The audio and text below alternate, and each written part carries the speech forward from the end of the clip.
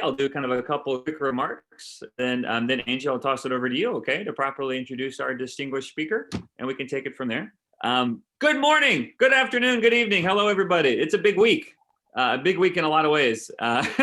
But I did want to offer just a few announcements before we dug into our particular presentation today with Susan. It's going to be a great talk. And that is, if you didn't already see in your inbox, do check it out. Coming up on November 12th, we're thrilled to actually be able to celebrate something in 2020. And that is the unveiling of Lynn's statue right outside of Woodburn Hall. So that's on November 12th. So for those of you guys physically in Bloomington, there actually will be an in-person event. I'm told it's going to be from 1:30 to right around the passing period at 2:15. President McRobbie and Lauren Robel and several others will be offering some remarks. And it's just going to be, frankly, a wonderful celebration of Lynn and the workshop and her legacy. So hopefully you can either physically attend, physically distance, of course, or beam in. And we're also going to be planning a virtual follow-up event. We're working on the details right now of what that's going to look like, but that'll be another chance to kind of interact and reflect that day. So we're really excited about that. So that's coming up on November 12th. So mark your calendars if you haven't already. And then we are also going to be announcing just a couple of tweaks to the Colloquium series because of our ongoing virtual format. So be on the lookout for that email. A couple of highlights. We're going to be leaving the Zoom room open for longer. So after the actual presentation ends, we're going to leave it open. And assuming the presenter for that day, we won't spring this on you now, Susan, don't worry, has time, then that's going to be a chance to continue the conversation. And we're also going to be offering slots for individuals and small groups to meet with the speakers on the same day of the colloquium itself. So that'll just provide some more opportunities for interaction. And there'll be a couple of other minor changes as well. And as always, feel free to suggest anything that we can do to make this a more, useful and interactive and fun experience for all concerned. So those are just a few highlights coming up. Excited for this, excited for the talk, Susan. Thanks for doing this. And to properly cue that up, Angie, over to you. Hello, everyone. Thank you, Scott. I'm very happy to have Susan Aaronson here today to speak with us. She's a research professor of international affairs and the director of the Digital Trade and Data Governance Hub. Professor Aaronson is actually one of the original members of the Hub. And the idea behind the Hub is it educates policymakers, the press, and the public about domestic and international data governance issues, from digital trade to public data governance. You're very welcome to read her whole bio. I don't want to go into an enormous amount of detail, other than to tell you that she has been a longtime friend of both Scott and I, does some incredible work, and I'm sure I'm not alone in telling you her paper was a very interesting and fun read, and I think we'll have a nice conversation amongst the group of us. I find Professor Aaronson's work to be very accessible regardless of your background, and so she is an excellent person to talk about how data can be dangerous today. And Susan, I very much thank you for being such a wonderful friend of the Ostrom Workshop. It's wonderful to have you here. And with that, I'll turn it over to Professor Aaronson. Thank you so much. Hi, everybody, and thank you so much for joining. I am having problems. There we go. Bear with me as I get, okay, my screen sharing seems to be paused. Okay, I have control over it now. Thank you. So let me just tell you a little bit about this paper and how it came to be. It became very, very clear to me that US policymakers were increasingly seeing data as something that was dangerous, which as a concept struck me as really, really odd. And I hope I would be curious to see if you agree with me. And I started to see policies that reflected that vision of data. Now, it's true that policymakers have long known that large troves of personal data could be misused. In the past, they focused on proprietary data, right? But increasingly, it seemed like members of Congress and the Trump administration came to understand that by sharing data, by combining data, that data was dangerous. It could be misused, weaponized, or stolen. But I believe they were ignoring another problem, which is the mixing of personal and proprietary data. And it's really a problem since I probably shouldn't have said owned, I should have said controlled by firms. So if this is a problem and these apps are global, I wanted to see what other governments were doing about it. And what I found, I decided to look at Canada and Germany. This paper has been published in Canada by the think tank for which I work, which is called the Center for International Governance Innovation. And I've held off on sending it to a revised, updated version to a journal because everything keeps changing related to TikTok. So anyway, looking at what these governments had done, they hadn't banned these apps. And they're more concerned about their lack of control over the cloud as a national security threat. And these different responses, I argue, show that governments are not cooperating on interoperable policy solutions. They certainly don't view it as a commons, and that's deeply disturbing as well. So what is the threat and how does the threat occur?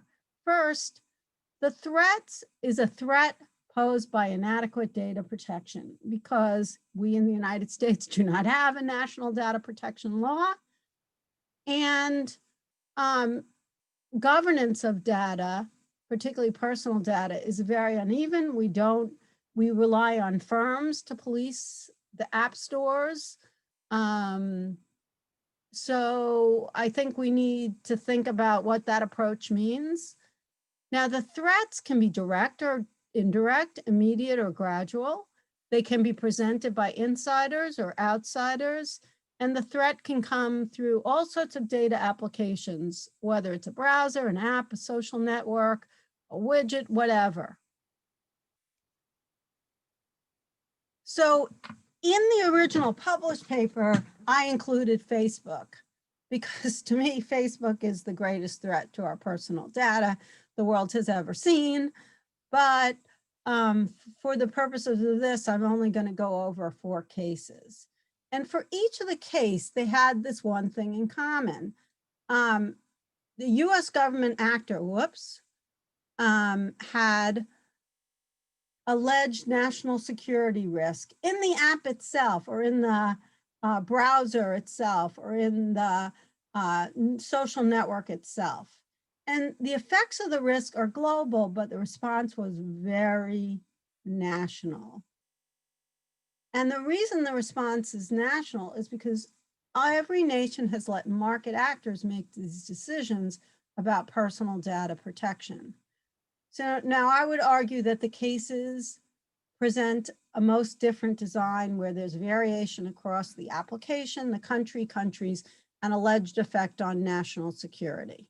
So here's the table of cases, and you'll see it includes Facebook. But the first case that I think is most interesting is the Strava case, which is an athlete's social network.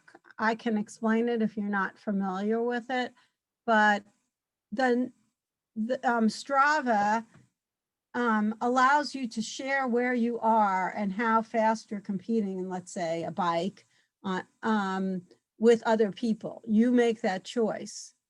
And I would argue that the data governance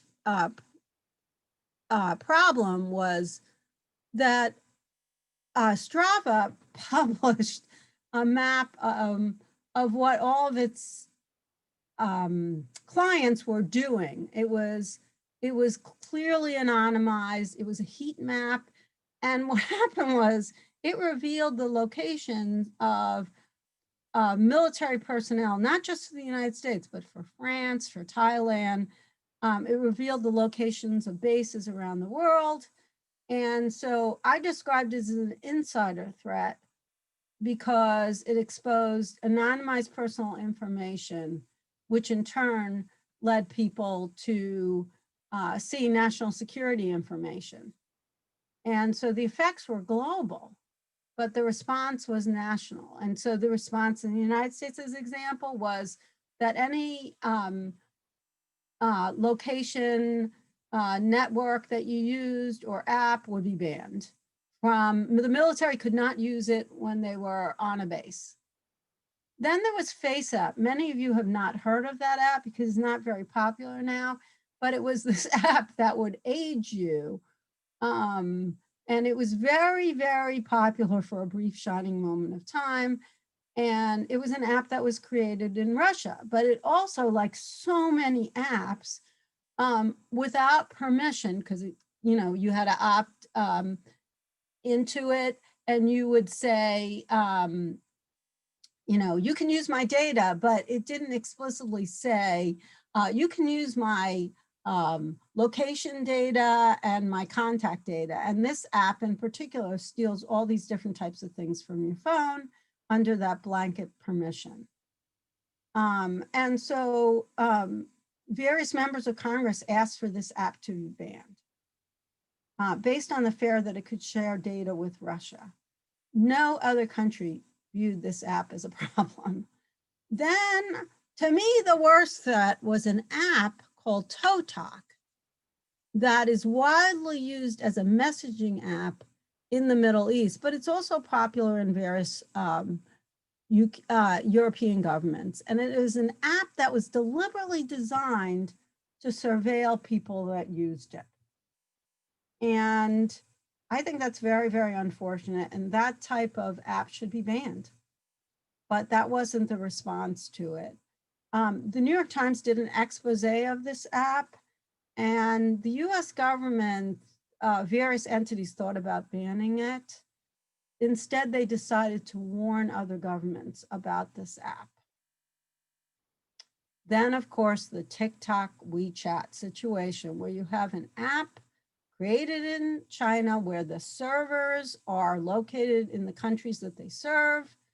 There was concern on the part of the administration, the Trump administration, that the app acquired a ton of personal data, which it might have to give to the Chinese government, which in turn could take that data with other data sets, cross it, and use it for blackmail, intimidation, and censorship. So you see these very different situations with these apps. So the US government response has differed. The first thing, as I noted before, the US and other governments for Strava banned the use of wearables with location tracking. With FaceApp, the users were warned, but it wasn't banned. With ToeTalk, the US actually did eventually warn other governments about its danger, although it didn't admit it publicly. Some stores banned that app, so Apple as example. Then TikTok, I have a link here for the latest news on TikTok, which is the Trump administration has tried to ban the app, but judges have postponed that action. The Trump administration is forcing a sale to US company, but that still remains unclear. Oracle is trying to buy it, as you probably know, but I've seen no news on the actual state of the sale. So it's a very, very weird situation. So what did the Trump administration do? Instead of working to strengthen personal data protections or to ensure that anonymization is effective or to come up with new regulations banning the use of data non-essential to the function of an app or a social network, nope. They created a new law which required review of foreign investments of companies. So if a foreign investor wants to invest in a company, say Target or ExxonMobil, that has large stores of data, that means the Treasury Department has to review it. So then I looked to see, well, what was Canada and Germany doing? And they certainly weren't banning apps. They were more, and one reason is obviously they have much stronger personal data protection laws, although I'm not saying they have stronger enforcement of those laws. They were more concerned about domestic laws applying to the cloud. And they had different approaches to this. So Canada is trying to use procurement policies and regulations to diversify away from the US cloud, but they're not creating their own cloud per se, a government subsidized cloud. Whereas Germany, France, have created an entity called Gaia X, which is the European cloud that will follow European personal data protection rules. And some see that as a form of data sovereignty, and we can talk about that. And just briefly, if I had to summarize these responses, I say US policymakers see a problem in the what and the how, the ownership and use of data, whereas Canada and Germany are concerned about the where and the how.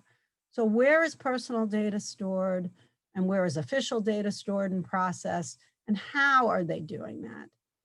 And I would argue that all three of these nations are doing it wrong.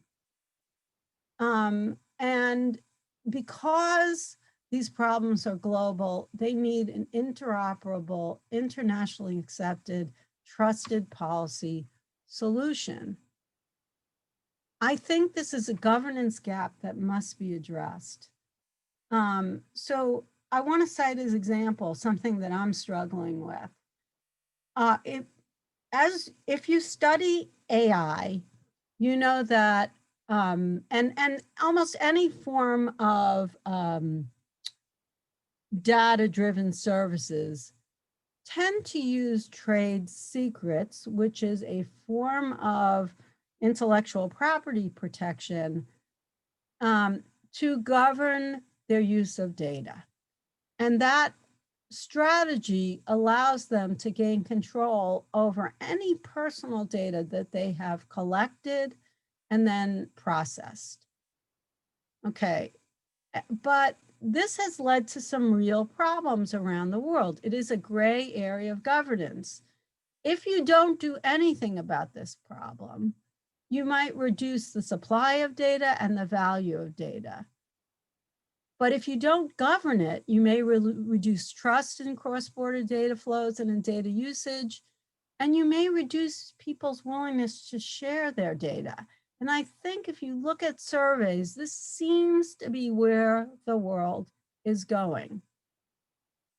The other point, which I just made, but please let me reiterate, is that in particular, you and I tend to rely on apps. And apps are sold or provided for free at app stores. And so these firms, the Googles, the Garmins, the Microsofts, they are monitoring these stores where there are thousands of apps, and they can't adequately police how these apps use personal data. And many of these apps often take personal data unessential to their function. And yet this is ungoverned. And I just think it's really weird that we haven't thought about this, and it is such a non-issue, at least in terms of US politics and Canadian politics.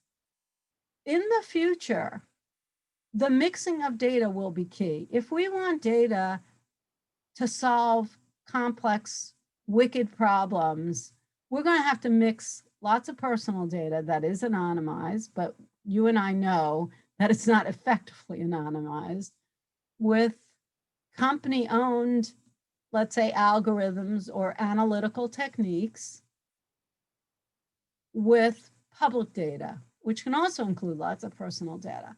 That is where we're going. The world is going. And we should want to encourage that. But at the same time, we have this huge governance gap, and I don't understand why more people aren't talking about it. So I've already taken a ton of time, and I'm really looking forward to your comments. Thank you for hearing me out. Thank you, Susan. That was a wonderful summary. So the queue is started. I'm okay with either people sort of, unmuting and opening the video, because we have a pretty manageable group size here that I can always keep an eye on, or the line can start as well. I'll give, Susan, if you'll stop sharing, which I see you're doing, that will allow me to sort of see the picture. I have a couple questions. If no one's going to jump in, you're also welcome to raise your hand as well, and I can see that occurrence as well. I'll remind those of you labeled as hosts that you can't raise your hand, so you'll just have to pop in. but if no one has a question, I'm happy to start.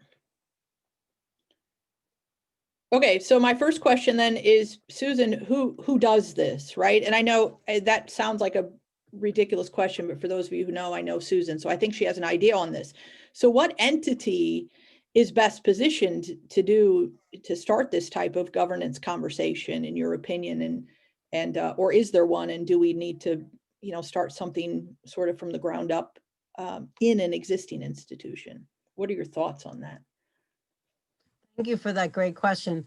I think it's up to us, internet shareholders, internet stakeholders.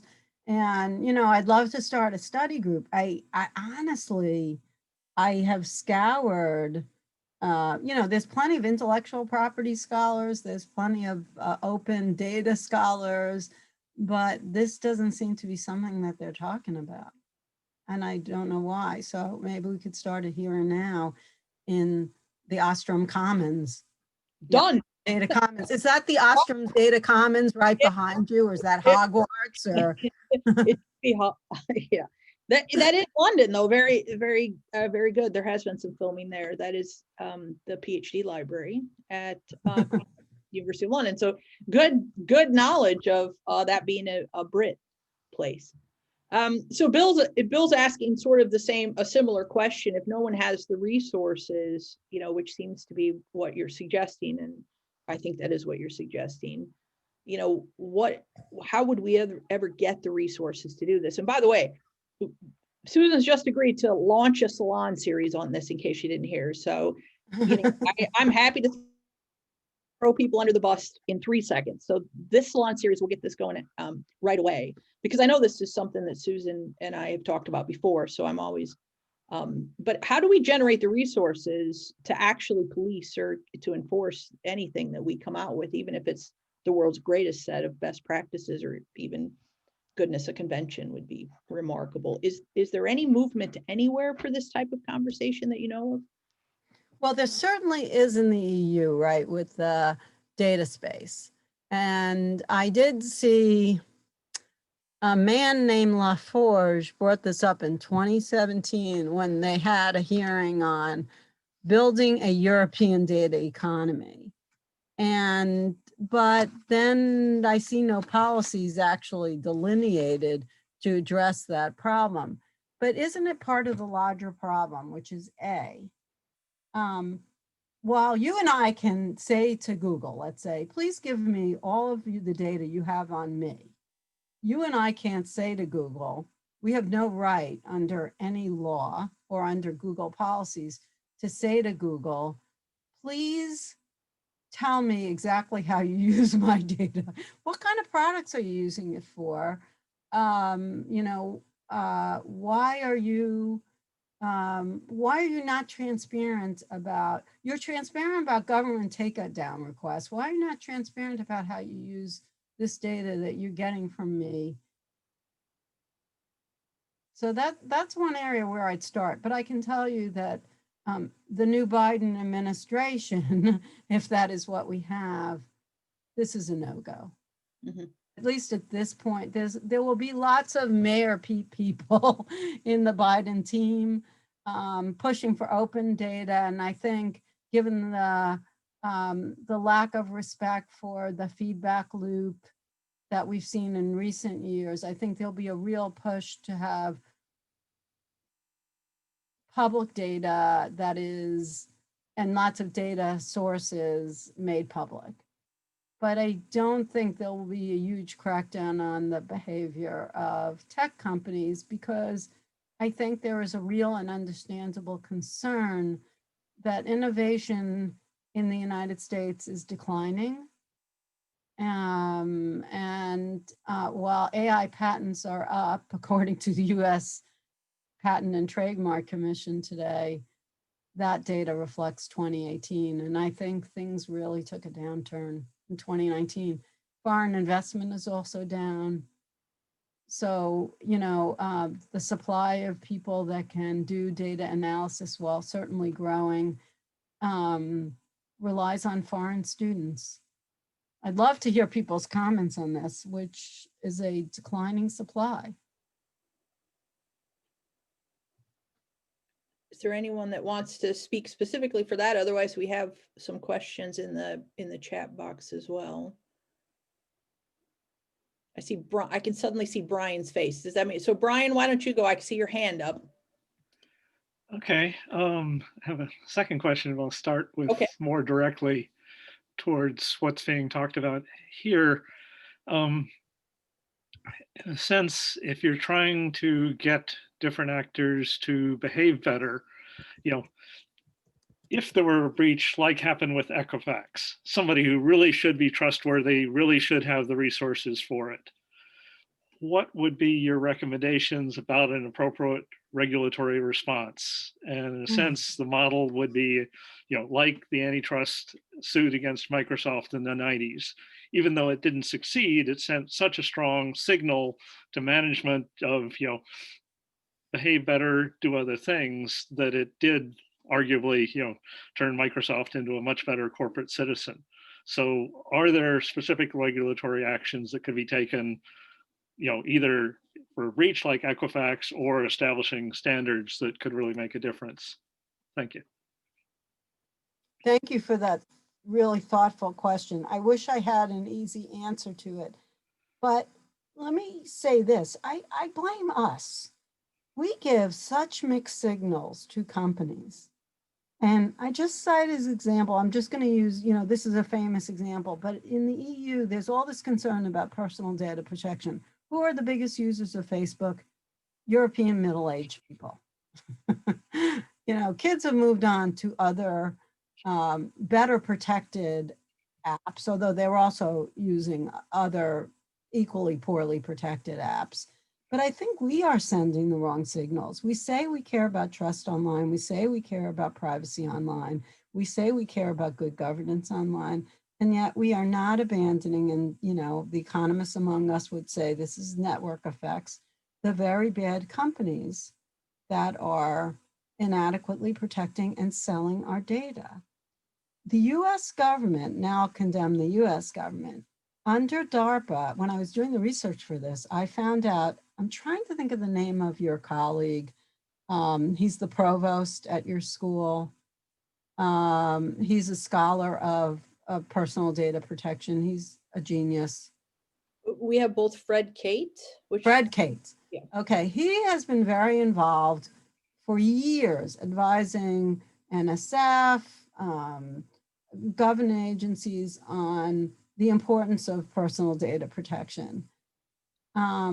And he was part of a group that pushed DARPA to have two things. They funded, I write about this in the paper, an approach to try to come up with effective anonymization. So you could say anonymization as a service and privacy as a service, which, I don't know, makes me deeply uncomfortable, as it should be something that we expect, But I think also we in academia have failed because we talk about, I'm sorry to be dissing everybody, let me include myself in that. We talk about this in very confused and muddied ways. To me, personal data is me reflected in the real world. And it's an issue not so much about privacy, but about autonomy, about my ability to control my destiny. And I wish people talked about it more in that way. And if my data is not secure, I have no autonomy. Agree. Renzo, and then I'll grab a couple, since I don't see other hands, I'll grab a couple questions from the chat feature if no one else raises their hand. So Renzo, over to you. Thanks, Angie. Thanks, Susan, for this really insightful and important research, especially for those of us that don't really do work on this topic. It's very insightful. What I was wondering as I was looking at your presentation and the paper was, what is the role of lobbying in this context in which we see a lack of protection of personal data or inaccurate protection, as you were saying? Is there some role that these large companies are having with regards to their interaction with politicians and how that's affecting this poorly regulated area? Is that a problem that you've seen or are looking into?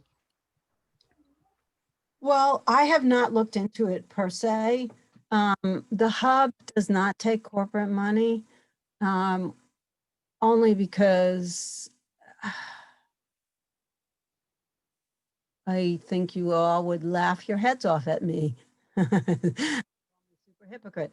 But of course we are funded indirectly by corporations because we take foundation money, and we also are funded indirectly by the US government. But that's not your question. So I do think your question is right on. And I have seen studies that I could probably track down for you on how companies have kind of bought a whole bunch of influential stakeholders through grants. So for example, or through appointments, like Facebook does a lot of this, you know. They fund attorney general's organizations meetings, or they fund the NLACP, or they, you know, not fully fund them, but they give them some money. And obviously, you know, if you can, in these days, it's hard to get money. So, you know, charities in particular are really suffering. So, you know, if Google and Facebook spread their largesse, but I guess, you know, guys, if you could diss this for me, it does seem to me that the focus on personal data protection is kind of back-assward. It's backwards. That maybe we would be better off if we totally changed the business model and said, there is value in personal data, but that value is only accruable through data collection, processing. But we cannot have these services for free. We have to pay for them. And we should, you know, as part of that cost, firms should be required to A, tell us how they use our data when it is aggregated, and B, you know, be transparent to us about their activities. And, you know, I do, so it's bringing in all sorts of questions about corporate responsibility in society where data can improve governance and it can undermine democracy. And we're, I guess I see, you know, like one of the things that I see at CG that kind of freaks me out is, like, there's been a lot of activity related to platform governance. And then you see activity related to cybersecurity. But we're not coherent. And I think, you know, just as the trust busters found it overwhelming to try to deal with the power of the railroads. I mean, when you have 1.6 billion customers and you're so much more powerful than most governments, you have to have some sort of global regulatory approach. And so you have to work with other governments. And that is the, you know, most disappointing thing. No, I shouldn't say that. One of the many disappointing things about recent, you know, we've been trying to do this nationally instead of internationally. But Scott can talk about how effective international efforts are on cybersecurity.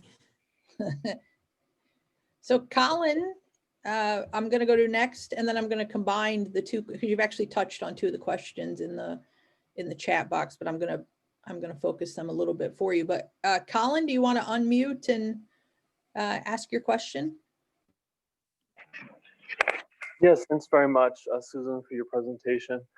This is quite interesting to me because I worked at Facebook for 1.5 years prior to beginning graduate school here at IU. And I had a couple questions for you. The first was, what do you make of Facebook's board model for its like self-governance? I'm curious because it's just sort of ramping up that structure. And then secondly, I just wanted to clarify before I ask this next question. Did you just say that you're arguing that we should be paying social media companies to use them? Yeah, that was my question for clarification. Okay, so the debate has been, let me try to reframe it. In my opinion, we've been having these debates in silos, right? There's a cybersecurity silo, there's the interoperability silo, there's the platform governance silo, and that's understandable because these companies are so big and their economies of scale and scope are so diverse, but they are threatening democracy, stability, and so I am in the surveillance capitalism.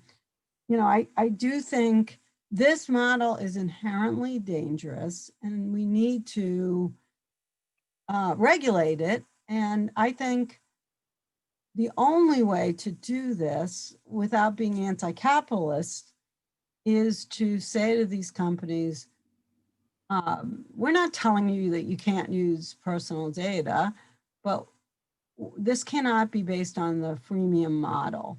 Instead, we must all work together to transition to a model where you do a better job of informing us on how you use our data, you pay us for our data.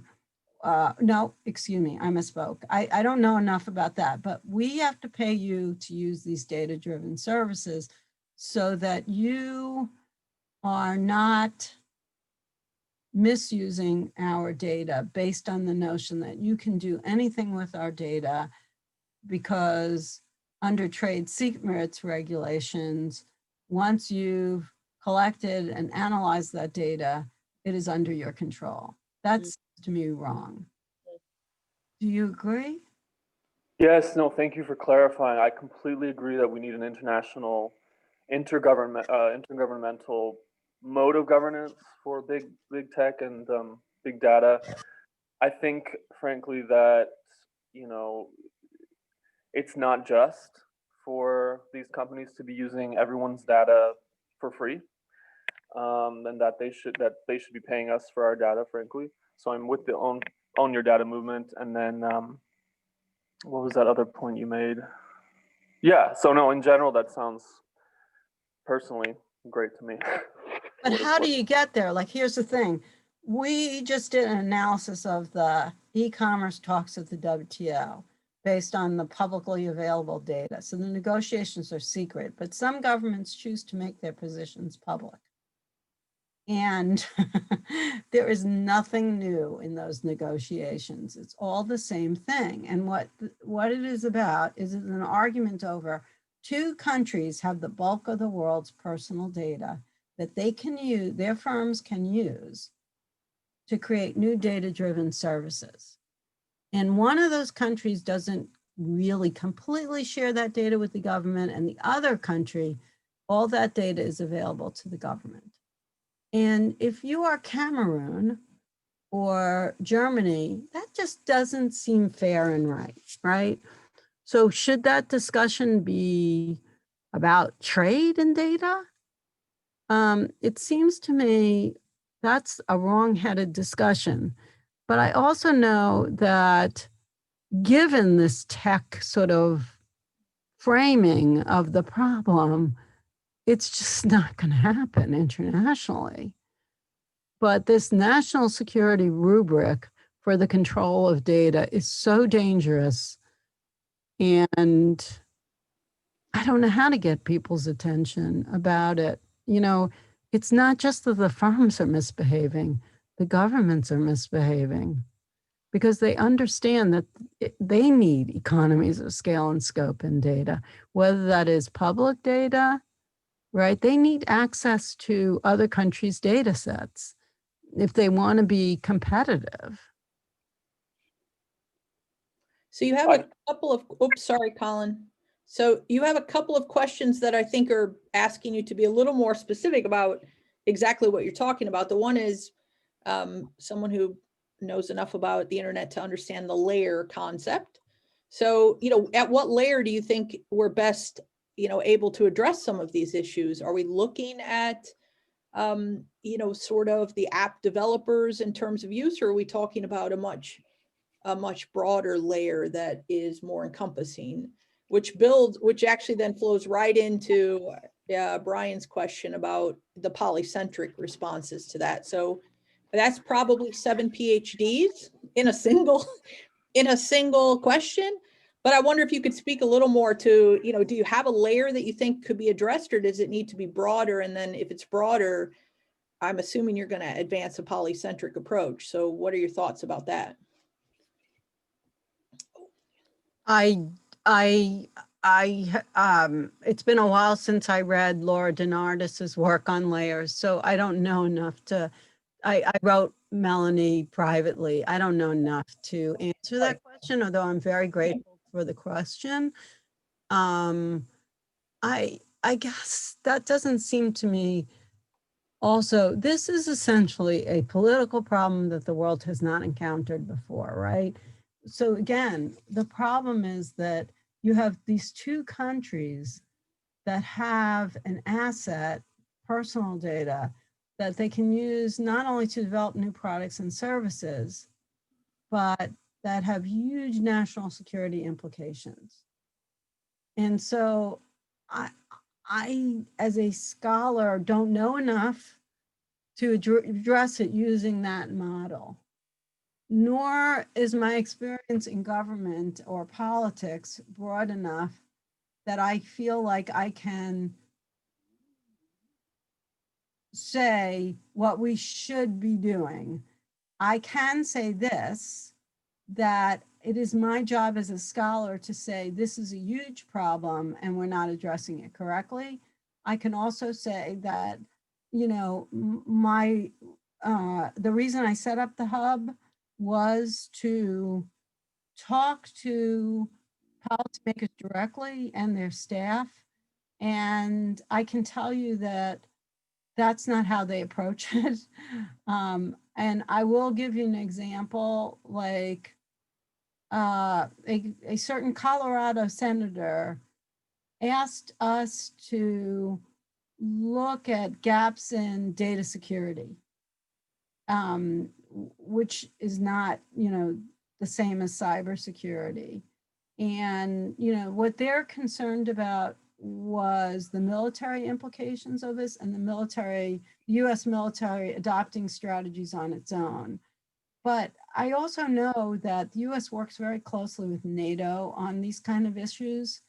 And so that is one area. I think the US military is trying to preserve at least a multinational approach. But I don't have any good answers on the how. I have my ideas, but I'd say my ideas are not well fleshed out. And, that's one reason why we need more smart people to get in here. But it does seem like, we as scholars too, in general, tend to focus on personal data or intellectual property, whatever. Now, there is an initiative, I believe Indiana is part of it, the Public Interest Technology Universities program. I don't know, maybe you guys are not. Scott, are you in that? I sent you that information. He might have left, but you guys should really join it because they give grants to students, scholars, staff on how to make technology in the public interest. And it's a really good program. Gustavo, you had a question. And I've still got the queue. I haven't lost it, so I'm just slowly going through the list. So Gustavo? Do you prefer to go with the queue first, or it's No, you're next. Sorry, I just wanted people to know. I'm next in the queue. Okay, cool. Yeah. Got it. Thanks. So, well, I have several questions. So I'm just throwing a couple of there. It's thinking about the kind of policy implications. It's, well, you talk about companies that essentially are using data for profits essentially, and then there are potentially negative consequences. And then governments that essentially want to do the same thing, and then an Exactly. international, yeah, so it's like an international relationship thing that essentially have failed to solve even simpler problems. So that doesn't look like a cocktail that would solve any problem, no? So it's like, well, yeah, it's like, you know, again, that's one way of thinking. Maybe just the status quo. It's you know, the disease is where it's is better than the remedy in this case. So that's one way of thinking about that. So or maybe what I am missing from this perspective. And the second question is, why don't we think more in a kind of a, depending on the value of different types of data, we should consider different type of thresholds, no? It's for the military, well, you know, they should have very strong thresholds to protect, you know, military secrets, no?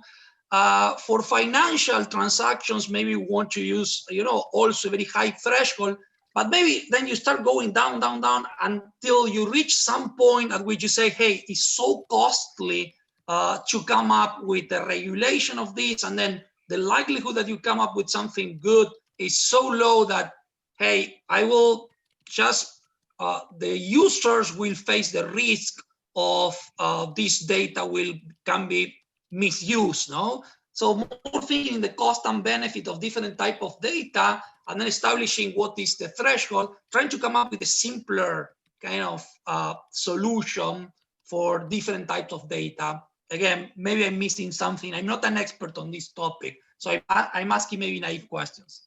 I guess this is my problem. As we're doing our analysis, so I mentioned before everyone came on that we just got a new grant to examine the governance of public, personal, and proprietary data at the domestic and international level. The grant is not large enough for us to do more than 40 countries. So we picked 40 countries, and the 40 countries are not a representative sample, because what is a representative sample of countries, right? But we'd like to know, I want to answer two questions here. What does good governance of data look like? And to me, good governance of data means that you are looking to how firms use data and how they will use it in the future, right? And so to me, the future doesn't look like how you treat personal data, because at some point, personal data, most of the data that they use is effectively aggregated and allegedly effectively anonymized, right? So it's no longer really personal data.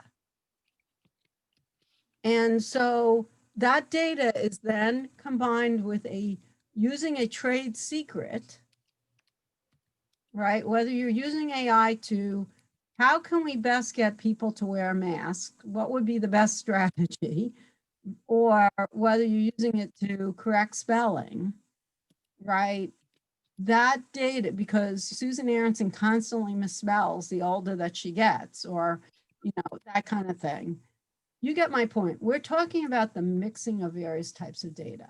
So doing it along the lines of only types of data won't get you enough. You got to look at what's the use of that data. Is it collected, analyzed for what? How is it monetized? Those kind of things. And the future is this hodgepodge of data, right? And governments, for their own national security, on one hand, they're doing their darndest to protect their pools of personal data, because they know that an adversary can take that information, if they have enough data sets, to find out all sorts of indirect things about a country. So listen, I don't use Strava, but I bike and run and swim. And because I don't want to share my location data with anybody but my family. But the very act of that anonymized, collected personal data gave away lots of national security secrets. You and I probably can't figure out those kind of problems in the future. So you can bet every government that knows anything about the data-driven economy from Canada to Rwanda is trying to do their best to figure out what are going to be the next uses of data and the spillover effects. That's what I'm trying to say to you guys. So what do we as scholars do about it?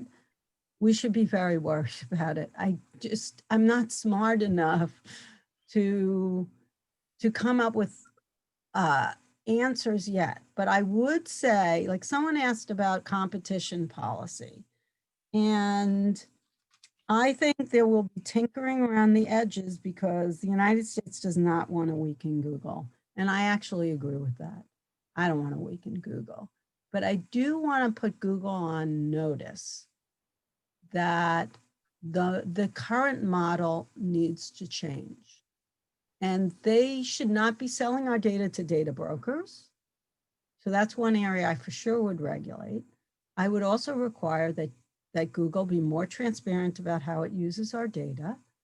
Just as US, one thing I'm very interested in is, and I don't know if this has been effective, if there have been any studies, but as you probably know, under US corporate governance rules, and this is true for many countries, firms must report on their cyber risk.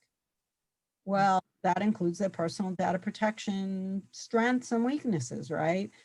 So it's not just the trade secret cyber theft risks, but their personal data risk.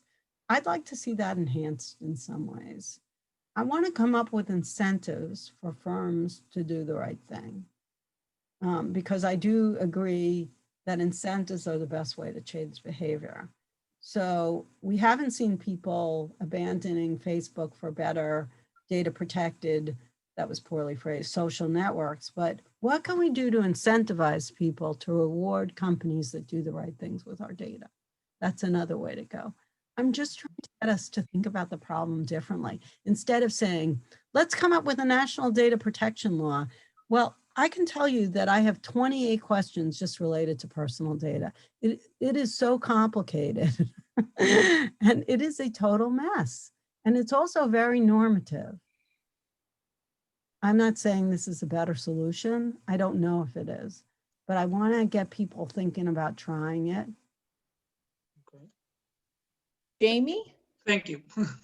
Yeah, no, I really have appreciated your presentation and that you're thinking about these questions in such a sophisticated way, because it seems like it's so, I seem to hear like people saying, oh, let's just break up Google or break up Facebook. And that sounds like there's a lot of problems, not just the one. But another one that I ran across recently, because I actually ended up contacting all of these data aggregate sites like My Life and White Pages and et cetera to get my information off of them, because I was just getting spam phone calls. But through that process, I picked up information somewhere that cities and governments and states, they sell public information. Is that hasn't come up in our conversation yet? Yeah, so governments don't necessarily have an incentive to do quote unquote the right thing.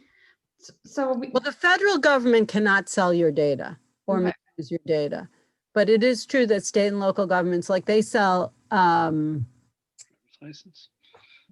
yes, and it's a pretty shocking, social security numbers, et cetera. And we know that if you have a name and a social security number, you have the person. Or birth date, the name and birth date. Right. So, I mean, that is another way you can get at it, right? How do you empower people to control the use of their data? That is not what you see through GDPR. GDPR is what can we do to protect people's privacy in a way and access to information? But it doesn't get at the autonomy side of it. The platform regulatory approaches like the Grand Committee, I don't know if you've heard of that, but that's, even the US has joined that. It's a club of democracies trying to regulate disinformation. You know, even that group, I think, realizes that the problem is the disinformation. You know, governments are responsible for telling the truth to their citizens. And when governments, we wouldn't know of any government that does that, would we? Says things that are wrong, like about mask wearing or about Clorox bleach or whatever. You know, that's very dangerous to people's health and autonomy. But I guess it is up to us. You know, I think like we need to empower people to do more. Just as the environment became this huge issue for young people, maybe this will be too at some point. I think that they are starting to wake up to it. And by this, I mean like 14-year-olds. But then I look at Claudia Conway on TikTok and Twitter, and I think I've got this wrong. But maybe you have better ideas than me. So I'm gonna let one more question. So Jess had a question, and then we're coming toward the end of time. So one more question. Susan, I do promise there've been some really good comments going through the chat as well. And so I will go through and cull those out. So you're not seeing, just hey, thanks. And get those to you as well. So you can see those as well. But Yeah. Jess? Hi. So thanks for this. My question actually builds a bit on Jamie's actually, which was really about government incentives, given that it's not only, right, firms use our data, they do all sorts of things with it. You've talked a lot about the monetization of it. Governments use it for all sorts of things. And as Scott knows, I've just written a piece about how governments use it for new forms of repression, right? New forms of ways of controlling their populations. And so I guess my question is really, given that there may be normative spillover effects from any attempt to regulate firm use of data into government use of data, right? Which is that, well, if firms can't do these things, if we're going to regulate what firms can and can't do with respect to our data, citizens are now going to hold governments to the same standards, which arguably maybe we are already trying to do. But point being is that this gets to the broader question of when governments would have an incentive to do this, especially because they could benefit from the continued harvesting of data by firms, right? And so my question is it seems like this is obviously beyond you said, that it'd be difficult and complicated to come up with a national data protection or data privacy law. But not only because there's so many different kinds of data, as you point out, but it's not clear. Honestly, I get the sense that the government benefits from this chaotic lack of governance, right? It actually could be quite beneficial, given that there are trade-offs between international security, right? Keeping external actors from accessing US citizen data, right? But also that means that governments could have difficulty accessing domestic data if there's domestic threats. So it creates this is a particular issue area, right, that facilitates this trade-off between internal security and external security that the government itself may have to sort of mitigate or figure out how it wants to handle that trade-off. So that was a long roundabout way of saying that I'm not convinced that governments have any real incentive to sort of facilitate a set of standards for good management of privacy data, given the trade-off between internal security, which they want to be able to read their citizens' data so that they can mitigate any potential threats, and external security. But that's, governments have that right under exceptions in many international human rights treaties. And, so it's not like they're breaching international human rights norms. They've been doing this for forever. I guess I'm maybe we could talk further offline. I probably don't understand completely what you're saying, but I never use the word privacy to describe data protection. To me, data protection is about protecting personal data. It may affect privacy, it may affect access to information, it may affect freedom of expression. It's so complex, the interrelationship of human rights, as you know, that privacy really worries me. And GDPR is built on a privacy framework, understandably, given the German experience. But data protection is something different. And you're right to say governments have different incentives. They may benefit from not constantly protecting human privacy, but they are allowed to do so under data protection laws and trade laws and trade agreements under the exceptions. So this is not unusual, I guess. So maybe we could talk a little bit further about it offline, but Yes, I would love that. I think we need to have like kind of a clearer theoretical paradigm, and I'm the wrong person for that, that's for sure, because that ain't my forte as a scholar. But we'll see, right? But I'm actually, I truly, I think one should always leave people optimistic. I am optimistic. Well, I'm not optimistic that a Biden administration would get at these problems well. And I think that it tends to be politicized in ways that are, I mean, that hearing on Section 230 made me want to vomit because it had nothing to do with what Section 230 is really about. It's total misunderstanding, that kind of thing. But at least the discussion is starting to happen. At least in the EU. And in, you know where it's really, I think the discussion is really sophisticated in Australia. They seem to get, and they are the leaders in terms of competition policy, you know, using the arm of government to address these questions. They're horrible on encryption. So no government is perfect. But guys, just if you would like to talk to me further, I certainly encourage it. And, you know, my email is really easy. It's like S. Aaronson without the N, and there are 2 A's there. So it's saronso@uwu.edu. Yeah. And I very much appreciate your feedback on this work. And so Susan, just thank you so very much for this wonderful paper and a discussion and sort of leading the charge, quite honestly, on these conversations. I think you and I have spoken before about how sometimes you feel like you're shouting in the air if I hear one more argument about privacy.